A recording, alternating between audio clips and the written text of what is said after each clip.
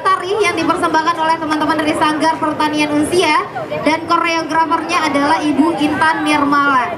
Nah, tarian ini sendiri itu berkisah tentang perjalanan hidup manusia yang membentuk karakter atau perangai dalam bahasa Indonesianya. Dan seiring berjalannya kehidupan, banyak sekali pengalaman baik ataupun buruk yang terjadi, walaupun terkadang manusia dapat salah melangkah, tapi pada akhirnya ilmu dan ibadah dapat menjadikan manusia kembali ke jalan yang lurus. Wow, luar biasa ya. Acak kalah deh. Dede yang masuk di belakang tuh ya. Oke Reza, kayaknya langsung aja ya. Kita lihat tampilkan Fakultas Pertanian dengan tari perangai.